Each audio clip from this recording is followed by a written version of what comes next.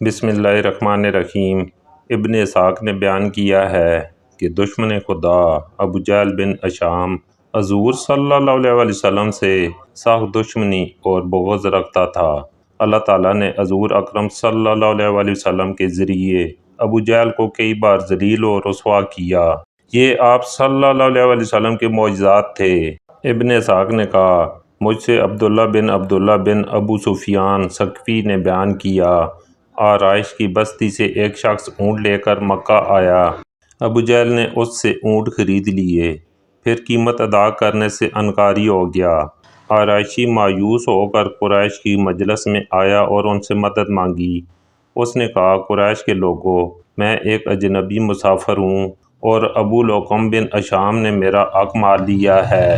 کون سا شخص مجھے میرا حق دلائے گا؟ اس وقت حضور صلی اللہ علیہ وسلم وہیں ایک گوشے میں تشریف فرما تھے۔ اہل مجلس سبھی منکرین حق تھے۔ انہیں شرارت سوجی۔ انہوں نے آرائشی سے کہا، کیا تم دیکھ رہے ہو وہ شخص جو کونے میں بیٹھا ہے وہی تمہارا حق دلا سکتا ہے۔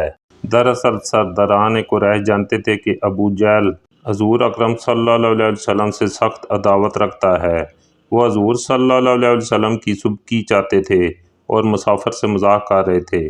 آرائشی حضور صلی اللہ علیہ وسلم کے پاس پہنچ گیا اور جا کر کہا، اے اللہ کے بندے، ابو لقم بن ہشام نے میرا حق مار لیا ہے اور میں اجنبی ہوں۔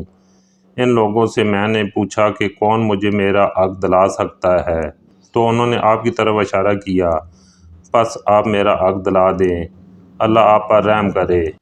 آپ صلی اللہ علیہ وسلم اسی وقت اٹھ کھڑے ہوئے اور اس کے ساتھ چل دیے۔ قریش کے لوگوں نے دیکھا تو اپنے میں سے ایک شخص سے کہا، اے فلاں، ان کے پیچھے جا اور دیکھ کر آ، کیا تماشا بنتا ہے۔ حضور صلی اللہ علیہ وسلم اجنبی کو ساتھ لیے ابو جہل کے دروازے پر پہنچے اور دستک دی۔ اس نے پوچھا، کون ہے؟ فرمایا، میں محمد صلی اللہ علیہ وسلم ہوں، ذرا باہر نکلو۔ ابو جہل باہر نکلا تو اس کا رنگ اڑا ہوا تھا اور یوں معلوم ہوتا تھا کہ اس کے جسم میں روح نہیں ہے۔ آپ نے فرمایا، اس شخص کا حق ادا کرو۔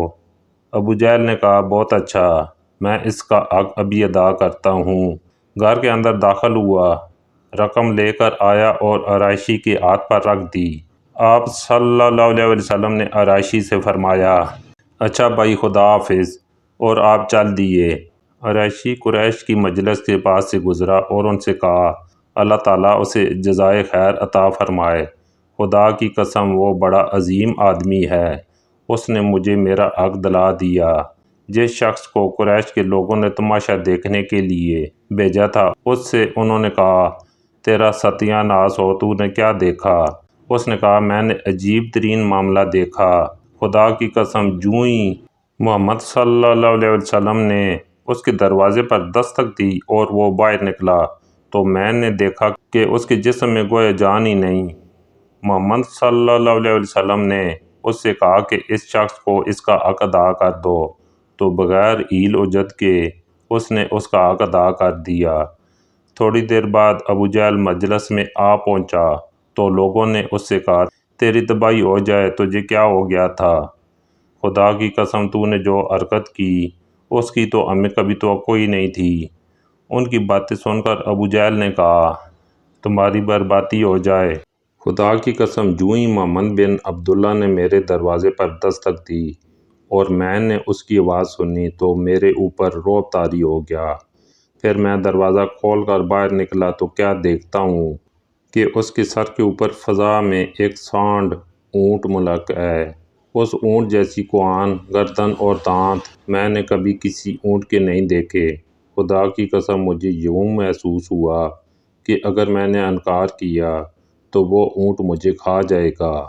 حضرت عبداللہ بن عباس رضی اللہ تعالیٰ عنہ سے روایت ہے، آپ کہتے ہیں کہ میں ایک دن مسجد حرام میں تھا، ابو جہل ملعون آ گیا اور کہنے لگا کہ میں نے اللہ تعالیٰ کی نظر مانی ہے کہ اگر میں محمد صلی اللہ علیہ وسلم کو سجدہ کی حالت میں دیکھوں گا تو معاذ اللہ اپنا قدم آپ کی گردن پر رکھوں گا۔ یہ سن کر میں حضور صلی اللہ علیہ وسلم کی خدمت میں حاضر ہوا اور اس کے مذموم ارادہ سے آگاہ کیا۔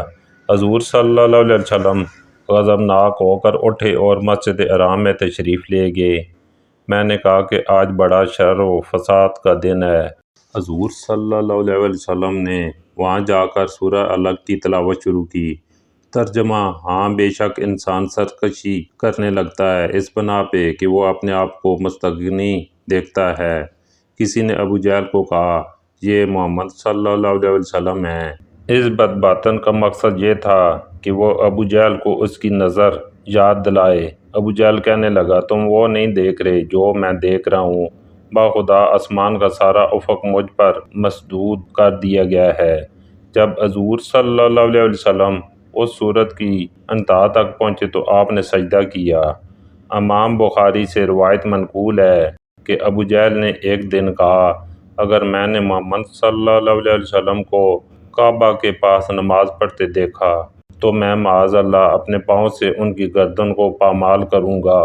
جب اس کی یہ بات حضور صلی اللہ علیہ وسلم تک پہنچی تو حضور صلی اللہ علیہ وسلم نے فرمایا، اگر اس نے ایسا کرنے کی جرأت کی تو فرشتے اس کو پکڑ کر اس کے ٹکڑے ٹکڑے کر دیں گے۔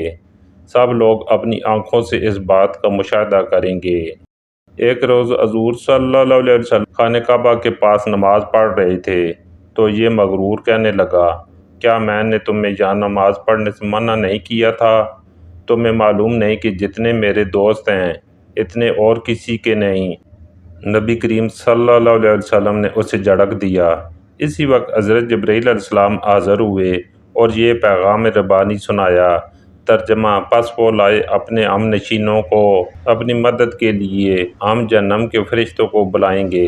حضرت جبرائیل علیہ السلام نے کہا، اللہ کی قسم اگر اس نے اپنے دوستوں کو بلایا تو اس وقت عذاب کے فرشتے اسے پکڑ لیں گے۔ ایک روز پھر اس بدبخت نے حضور صلی اللہ علیہ وسلم کو نماز پڑھتے دیکھا تو بکنے لگا کہ کیا تمہارے سامنے محمد صلی اللہ علیہ وسلم اپنے چہرے کو معاذ اللہ خاک آلود کرتا ہے، یعنی سجدہ کرتا ہے؟ لوگوں نے کہا، ہاں۔